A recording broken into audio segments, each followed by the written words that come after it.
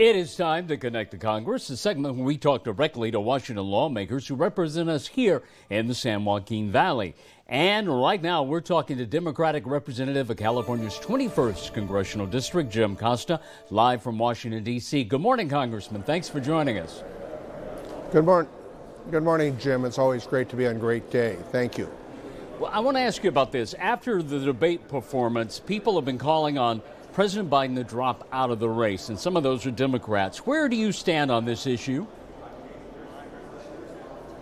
Well, I think he did a poor performance on the debate, but he's had a very good presidency for 3.5 years, and I think that has to be measured together. Ultimately, President Biden's going to make that determination, and I think he's listening to a lot of the Democrats in leadership positions. Certainly I've weighed in. And he's got an opportunity this week to celebrate the 75th anniversary of NATO. Under his leadership, NATO has come together in a most forceful way, supporting Ukraine. It is the strongest that NATO has been in perhaps its entire history. 32 countries together supporting democratic rights. The fact of the matter is that 23 of the 32 nations are fulfilling their 2% of their military expenses. And it is important that we stand up to the war criminal Putin and to Xi and the challenges not only in Ukraine but also Taiwan as well. The president will make a decision here, I believe, in the next week. And I think at the end of the day, he's going to do what's right for America. And you said you've let him know your opinion. What was your opinion? Can you share that with us? Well, I keep my conversations with the president, as I do with any leaders, private. However, his performance, he was not satisfied with. Nobody was satisfied with. The question is it a one-off performance? How well does he perform this week? He's going to do a press conference on Thursday. We'll see how he measures up. The fact of the matter is this has been a very successful presidency in terms of the economy, in terms of our respect throughout the world, in terms of our standing up to war criminals like Putin, in terms of job creation, in terms of reduction of inflation. Powell indicated yesterday in his testimony that he looks at interest rates being cut in September. And so the economic factors are all in the right direction. The stock market is highest it's ever been. For people with retirement plans, I think it's been a good record. So ultimately we have to judge the president on that basis, and he'll make a decision here in the next week, and we'll see what that is. I also want to ask you about the update to the very important PACT Act. What can you tell us about that?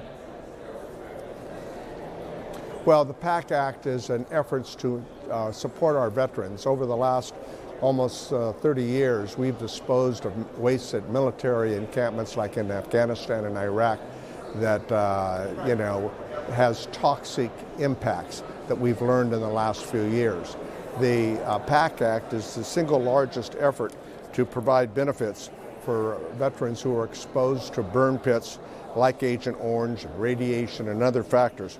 Almost 750,000 veterans in Afghanistan and Iraq were exposed to these pits.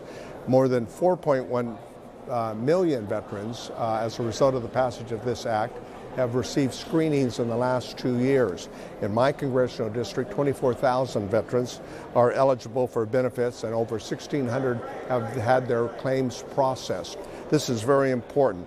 Over $1.8 billion of benefits have been received as a result of Democratic action, President Biden's support. This is bipartisan legislation, of course. And it's important that we never, ever forget those men and women who have served our nation. This is a very positive response to finally providing our veterans the support they need for exposing themselves in harm's way and so many different challenges that they faced. And this is doing the right thing, for we never should ever forget to thank those men and women who've served in our military, and God bless them.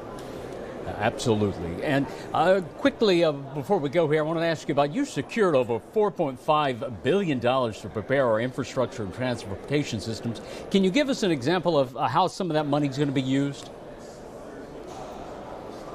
Certainly. We have provided additional clean burning fuels for bus systems for the Fresno Transit District, for the Cutler-Orosi District, for a host of other schools.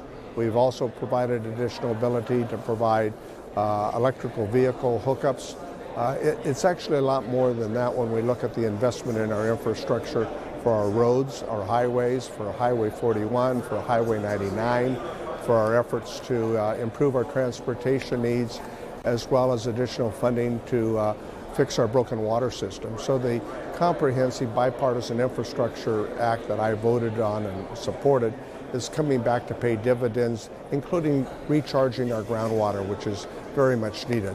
A lot of benefits coming back, investing in the infrastructure in our valley, so important. All right. Congressman Jim Costa, thank you for joining us this morning, and great day. We'll be right back. Thank you.